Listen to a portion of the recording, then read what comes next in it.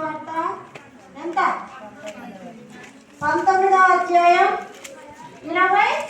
28వ వచనం. యోహాను సువార్త 19వ అధ్యాయం 28వ వచనం చదవాలి. అటు తర్వాత సమస్తమును అప్పటికి సమాప్తమైనదని యేసు ఎరిగి లేఖనము నెరవేరునట్లు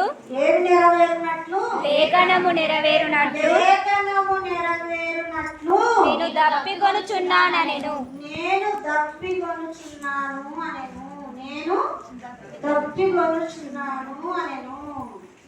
యేసు ప్రభు సిలువలో యాతన పడుతూ కూడా తన నాలుక దవడను అంటుకున్నప్పటికీ, తన శరీరంలో ఒక చుక్క కూడా రక్తం లేకుండా కాలిపోతున్నప్పటికీ ఏమి గుర్తు చేసుకున్నాడటండి? లేఖనాలు. లేఖనం అంటే బైబిల్లో ఉన్న మాటలు. ఏమి గుర్తు చేసుకున్నాడటమ్మా? బైబిల్లో ఉన్న మాటలు గుర్తు చేసుకున్నాడట. మీ ఇంట్లో మీ అమ్మను నువ్వు తిట్టినప్పుడు, మీ అమ్మను నువ్వు కొట్టినప్పుడు, లేకుంటే మీ అయ్యను నువ్వు తిట్టినప్పుడు, మీ అయ్యను నువ్వు కొట్టినప్పుడు నీకు వాక్యం గుర్తుకొస్తుందా? ఇప్పుడు దాకా 3వ మాట విన్నారు. తల్లిని తండ్రిని సన్మానించకపోతే కొడితే ఏముంటుందట? శిక్ష, తీర్పు, నాశనం, మరణం. ఆ వాక్యం నీకు గుర్తుకొస్తుందా? ఆల్రెడీ నా దేవుడు నా చెయ్యి విడి చేశాడు, ఆయన రాసిన మాటలు నేను నెరవేర్చుడేంది? ఆల్రెడీ నా చెయ్యి విడి చేశాడు కదా, విడి చేసిన మాట నేను విడుడేంది అనుకోవాలి కదా యేసు ప్రభు. నీ అమ్మ నువ్వేమో చెల్లెకేమో మంచి డ్రెస్సు కొట్టివి, నాకేమో చినిగిపోయిన డ్రెస్సు కొట్టివి అని అక్క అలిగిన రోజులు లేవా? అలిగినప్పుడు చూడాలి వాళ్ళని ఎంత గందరగోళం చేస్తారో. మరి ఈయన కూడా అలగాలి కదా. నా దేవుడు ఇంత మంచి చేసిన నేను నచ్చలేదు ఆయనకి, నా చెయ్యి విడిచేశాడే, ఇంకా ఆయన చెప్పిన మాట నేను నెరవేర్చుడేంది అనుకోవాలి యేసు ప్రభు. అలా అనుకోలేదు. పాపాలు కడుగుతూ ఏం గుర్తు చేసుకున్నాడట? మనన చేసుకున్నాడట. ఎక్కడైనా లేఖనం ఉందా, ఏదో ఒక మాటని నెరవేర్చేది ఉందా అని మనన చేస్తూ ఉన్నాడట. బ్రెయిన్ లో మనన చేస్తున్నాడట. మనకు చిన్న ముళ్ళు గుచ్చుకుంటేనే దేవుడా అని అమ్మ అయ్యా అయ్యా అమ్మనే గుర్తుకొస్తాడు కానీ దేవుడు గుర్తుకొస్తాడమ్మా? యేసు ప్రభువుకు ముళ్ళ కిరీటము పెట్టినప్పుడు ఆ ముళ్ళు ఎంత ఉందంట అంటే 2 సెంటీమీటర్ల పొడవు ఉంటాయంట. ఎన్ని సెంటీమీటర్ల పొడవు? 2 సెంటీమీటర్ల పొడవు ఉంటాయట ఆ ముళ్ళులు. ఆ ముళ్ళులు అనేసి తెచ్చి యూదుల శ్రద్ధ చూడండి. నాకంటే గొప్ప బోధకుడా వీడు? మాకంటే గొప్ప బోధ చేసి ప్రజలందరినీ ఆయన వైపు తిప్పుకున్నాడు. ఈ బోధ ఈడు నాశనం కావాలనుకొని ఏం చేశారో తెలుసా? 2 సెంటీమీటర్ల ముళ్ళులు అమేసి తిరిగి తెచ్చినారట. మీరు మట్టలు తెచ్చారు కదా కట్టడానికి. అలా వాళ్ళు కూడా శ్రద్ధగా వెతికి 2 సెంటీమీటర్ల పొడవున్న ముళ్ళులను ఏరుకొని తీసుకొని కిరీటం అల్లారట. వాళ్ళ చేతులతో అల్లి తల మీద పెట్టి అలా ఉంచలేదండి. మనం పిల్లలకి టోపీ పెడతాం కదా, టోపీ పెట్టి వదుతామా? మొత్తం టోపీ కరెక్ట్గా పెడతాం అంతే. అలా పెట్టలేదు యేసు ప్రభుకి. ముళ్ళ కిరీటం పెట్టి ఆ పెట్టిన కిరీటం మీద వెళ్ళుతో కొట్టి అది పడేటట్లుగా కొట్టారటండి. రెల్లుతో కొట్టారంట. అది ఇట్లా అప్పచ్చైపోయి లోపలికి మేకులు దిగిపడేటట్లుగా వచ్చేసారట. రెల్లుతో వచ్చేసారట. అప్పుడు ఆయన బ్రెయిన్ పనిచేస్తారా మీరు చెప్పాలి. బ్రెయిన్ అంటే తలకే కదా ఉండేది, మెదడు. చిన్న మెదడు పెద్ద మెదడు అని ఉంటుంది. చిన్న మెదడుకు కానీ పెద్ద మెదడుకు కానీ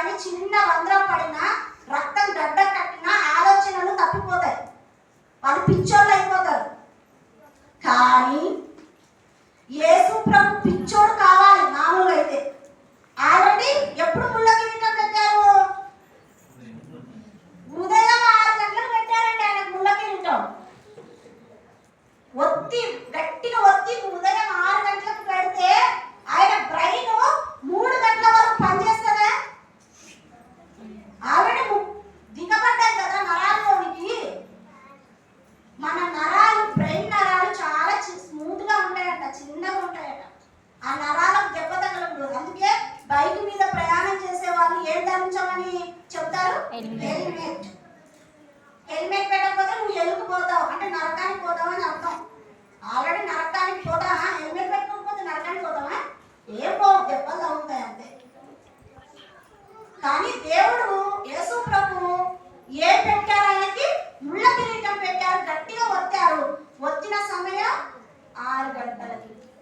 అక్కడి నుండి ఆయన రక్తము కారుతూ ఆ ముళ్ళు లోపలికి దిగబడుతూ ఉంటాయి. మన రక్తములో ముళ్ళు లోపలికి వెళ్తే అది రక్తంతో పాటు ప్రవహిస్తాయంట, తెలుసా?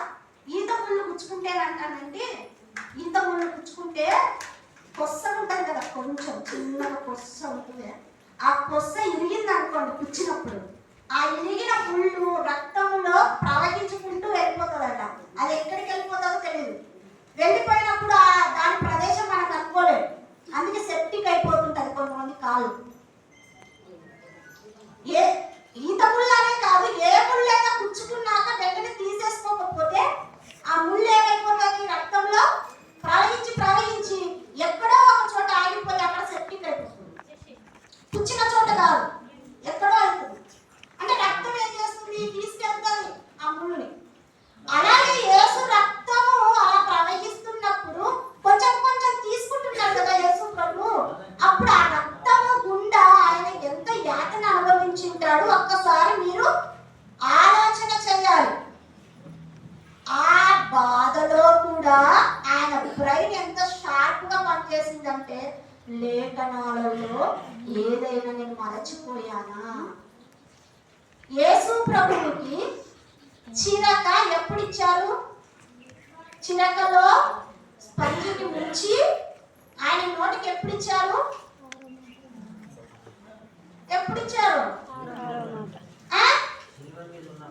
సిలువ మీద ఉన్నప్పుడా? సిలువ బయట ఉన్నప్పుడా? సిలువ మీద ఉన్నప్పుడు. సిలువ బయట ఉన్నప్పుడు కూడా ఆయనకి ఇచ్చారు, తెలుసా మీకు ఆ సంగతి? తీయండి మార్క్స్ వార్త 15వ అధ్యాయం తీసుకోండి. మార్క్స్ వార్త 15వ అధ్యాయం 25వ వచనం మనం చదువుకుందాం. మార్క్స్ వార్త 15వ అధ్యాయం 23. అతను గోళము కలిపిన ద్రాక్షారసం ఆయనకి ఇచ్చిరి. ఆయన దాన్ని పుచ్చుకొనలేదు. వారు ఆయనను సిలువ వేసి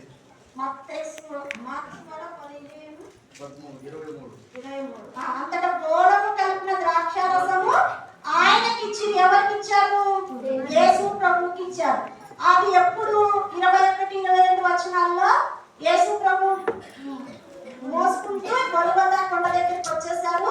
గొల్గొతా కొండ దగ్గరికి వచ్చిన తర్వాత ఏమి ఇచ్చారంట ఆయనకి? గోధుమతో కలిపిన ద్రాక్షారసం ఆయనకు ఇచ్చిరి. కానీ ఆయన ఏం చేయలేదట? పుచ్చుకోలేదు. ఆ తర్వాత ఏం చేశారు? 24 వచనం, వారు ఆయనను సిలువ వేసి, అంటే సిలువ వేయడానికన్నా ముందు ఏమిచ్చారు?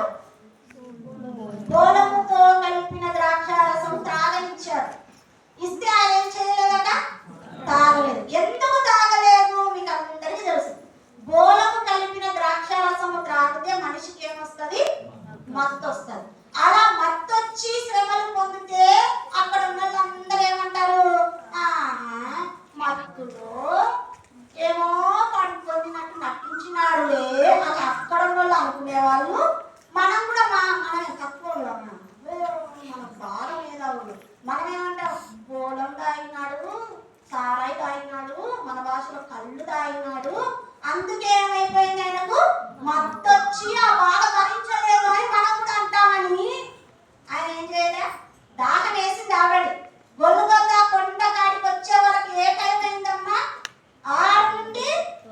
9 గంటల వరకు తీసుకొని వచ్చారు. ఎలా తీసుకొచ్చారమ్మా యేసు ప్రభుని? కొట్టుకుంటూ. ఆ లోపల ఏం జరిగిందమ్మా? కొరడా దెబ్బలు ఆల్రెడీ ఆడ తిన్నాడు, ముళ్ళ కిరీటం పెట్టారు, తర్వాత ఉంచారు ఆయన మీద నిందలు అవమానాలు. మట్టల ఆదివారం రోజు బహాటముగా ఊరేగింపు జరిగింది సంతోషంగా. కానీ ఇప్పుడు ఊరేగింపు ఎలా జరిగింది? మహావధతో జరిగిందండి, చాలా ఏడుపుతో జరిగిందండి. ఆ ఏడుపులో మోసుకుంటూ ఇంకొచ్చేసరికి 9 గంటలైంది. గొల్గొతా కొండ కాడికి వచ్చేసరికి 9 గంటలైంది. అప్పుడు ఆయన దాహం అయ్యదా? దాహం వేసిందేమోనని యేసు ప్రభుకి ఏమి ఇచ్చారు? నీళ్ళు ఇచ్చారు. నీళ్ళు ఇచ్చారా? లేదండి, నీళ్ళు ఇవ్వాలి. ఎవరైనా కానీ దాహం వేస్తుందంటే నీళ్ళు ఇవ్వాలన్నా అంబలు ఇవ్వాలి. అంబలిస్తే దండం పెడతా, అంబలు కాదు కానీ ముందు నీళ్ళు ఇవ్వతారు, అంతేనా? దాహం వేస్తే నీళ్ళే తాగాలి. కానీ ఈయన దాహం వేసారు అని ఏమిచ్చారు? గోరముతో కలిపిన ద్రాక్షారసాన్ని ఇస్తే ఆయన పుచ్చుకోలేదు. తర్వాత ఆయనను సిలువ వేసేస్తారు.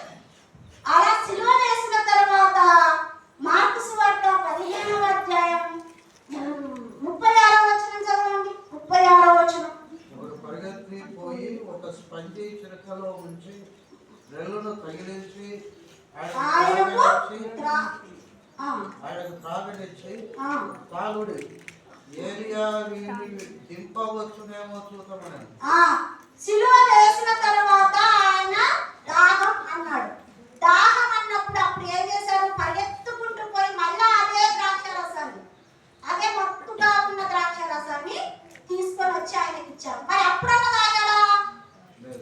బతికి అంటే సిలువ వేయడానికన్నా ముందు తాగలేదు, సిలువ వేసిన తర్వాత కూడా తాగలేదు. అంటే ఈయన దాహం ఏంటి అసలు? దాహం అన్నాడు కదా, అసలు ఈయన దాహం ఏదో ఉంది, వేరేంటి, మనలాంటి దాహం కాదు. అంటే ఏంటి ఈ దాహం అని మనం ఆలోచించాలంటే మన బ్రెయిన్ పదును పెట్టాలి. ఏ పదును అంటే ఆయన బ్రతికిన కాలంలో ఎప్పుడైనా నీళ్ళ ప్రసక్తి జరిగిందా, నీళ్ళ విషయంలో ఏదైనా సందర్భం జరిగిందా అని ఆలోచించడం మొదలు పెట్టారట. అప్పుడు ఆలోచిస్తే మనకు ఒక సన్నివేశం దొరుకుతుంది. ఆ సన్నివేశం ఏంటో తెలుసా?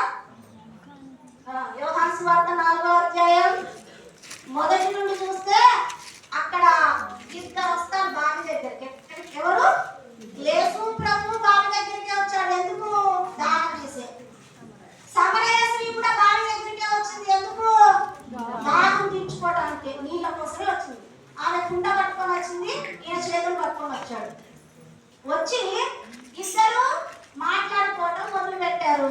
ఆ మాట్లాడుకున్నారు కానీ ఇద్దరు నీళ్లు తాగినట్టుగా అక్కడ లేదు.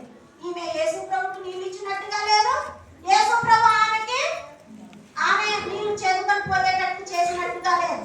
ఆమె నీళ్లు తీసుకోపోలేదు, యేసు నీళ్లు తాగలేదు. కానీ ఇద్దరి దాహం తీరిపోయింది. ఎలా అని అంటే యేసు ప్రభు దగ్గరికి వచ్చి సమరయ స్త్రీ దగ్గరికి యేసు ప్రభు వెళ్ళి, అమ్మ నాకు నీళ్ళు అంటే అక్కడ సంభాషణ అంతా మీకు తెలుసు. ఆమె జీవిత చరిత్ర మొత్తం యేసు ప్రభు చెప్పేశారు. చెప్పేసిన వెంటనే ఆమె ఏమైపోయింది? మారిపోయి తెచ్చుకున్న కుండ ఎక్కడ పడేసింది? అక్కడే పెట్టేసిందండి, బావి దగ్గర పెట్టేసి పరిగెత్తుకుంటా ఊర్లోకి వెళ్ళిపోయింది. పరిగెత్తుకుంటా ఊర్లోకి పోయి ఊరు జనాంగానికి అంతా చెప్పింది ఆమె జీవిత చరిత్ర గురించి. ఈ లోపల యేసు ప్రభు శిష్యులు ఎక్కడికి వెళ్ళిపోయారు? అది ఇప్పుడు చదువుకుందాం. యోహాను సువార్త 4వ అధ్యాయం 6వ వచనం చదువుకుందాం. అక్కడ యాకోబు బావి ఉండేది కనుక యేసు ప్రయాణము వలన అలసి ఉన్న రీతినే ఆ బావి యొక్క కూర్చుండెను. అప్పటికి ఇంచుమించు 12 గంటలాయను. ఆ సమరయ స్త్రీ ఒకటే చేదుకొని ఇంటి వచ్చింది. శిష్యులు 8వ వచనం, ఆయన శిష్యులు ఆహారము కొనుటకు ఎక్కడికి వెళ్ళిపోయారంటమ్మా? ఊరిలోనికి వెళ్ళిపోయారు. శిష్యుల బాధ చూడండి, శిష్యుల బాధ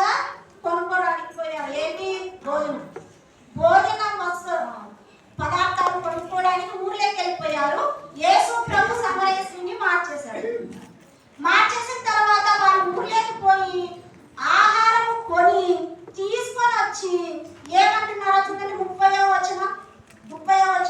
వారు ఊరిలో వారు ఊరిలో నుండి బయలుదేరి ఆయన యొద్దకు వచ్చుచుండిరి. ఆలోగా శిష్యులు బోధకుడా భోజనం చేయమని ఆయనను వేడుకొనిరి. ఏం చేయమని? భోజనం చేయమని వేడుకున్నారట. అప్పుడు యేసుప్రభు ఏమంటున్నాడు? అందుకు ఆయన, భుజించుటకు మీకు తెలియని ఆహారము నా యొద్ద ఉన్నది. అంటే నా ఆకలి వేరు, నా దాహం వేరు. మీరు తెచ్చిన పదార్థాలు తినేయడానికి నేను రాలేదు, మీరు తెచ్చిన నీళ్లు తాగడానికి నేను రాలేదు. నా ఆకలి వేరు, నా దాహము వేరు, అది తీరిపోయింది అన్నాడు. ఏమని? 34వ వచనం. యేసు వారిని చూచి, నన్ను పంపిన వాని చిత్తము నెరవేర్చుటయు ఆయన పని చుట్టముట్టించుటయు నా ఆహారం. యేసు ప్రభు ఆహారము దప్పిక ఏంటంటమ్మా? నీళ్లు కాదు, అంబలి కాదు, ద్రాక్షారసం అంతకంటే కాదు. ఆయన ఆకలి, ఆయన దప్పిక ఏంటంట? తండ్రి చిత్తం నెరవేర్చటమే ఆయన ఆకలి, తండ్రి చిత్తం నెరవేర్చటమే ఆయన దాహం. తండ్రి చిత్తం ఏంటి? తండ్రి చిత్తం ఏంటి? అపోస్తలుల కార్యములు 17వ అధ్యాయం 30వ వచనం. అపోస్తలుల కార్యములు 17వ అధ్యాయం 30వ వచనం. ఆ అజ్ఞాన కాలములను దేవుడు చూచి చూడనట్టుగా ఉండెను. ఇప్పుడైతే అంతటను అందరూ మారు మనసు పొందవలెనని మనుషులకు ఆజ్ఞాపించుచున్నాడు. మనందరికీ ఆయన ఆజ్ఞ ఇస్తున్నాడట. ఏం ఆజ్ఞ? అందరూ అంతటా మారు మనసు.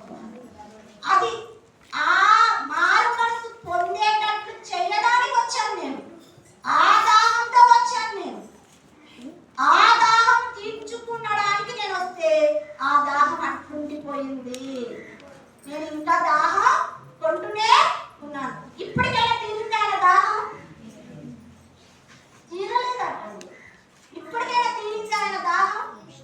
తీరలేదు. ఇంకా తండ్రి కుడిపార్శ్వంలో కూర్చొని మన కొరకు ఏం చేస్తున్నాడట?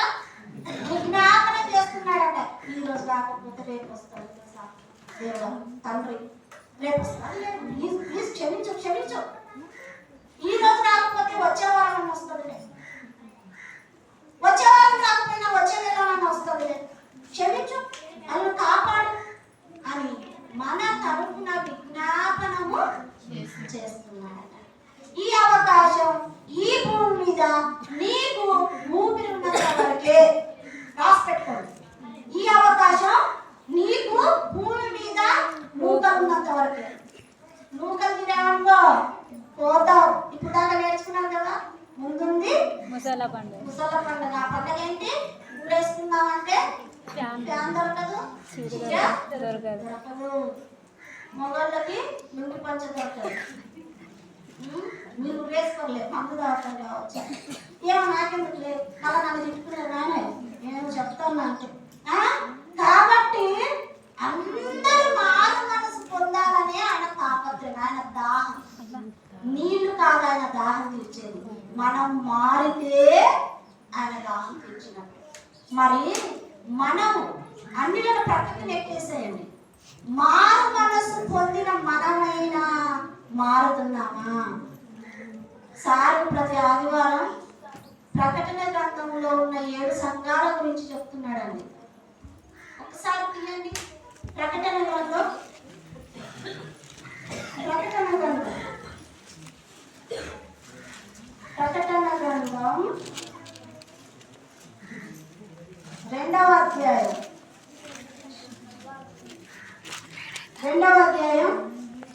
5వ వచనం చివరి లైన్ చదవండి. 2వ లైన్ చివరి నుండి 2వ లైన్.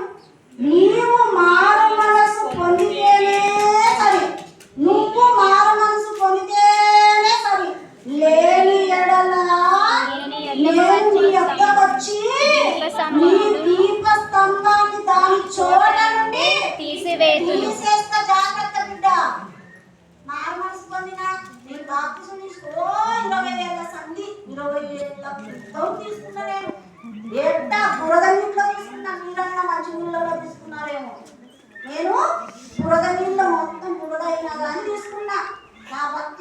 గొప్పదా అనుకుంటున్నారేమో.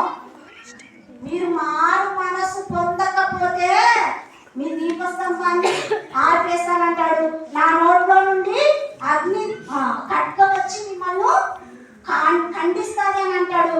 నేను నా నోట్లో నుండి నీ మీద ఉమ్మేస్తాను అని అంటున్నాడు. మీరు ఉమ్మేసినప్పుడు నేను తుడుచుకున్నాను కదా, నేను కూడా ఉమ్మేసే దినం ఒక రోజు ఉంది. ఆ దినం మీకు రాకూడదంటే మీరు మారు మనసు పొందాలి.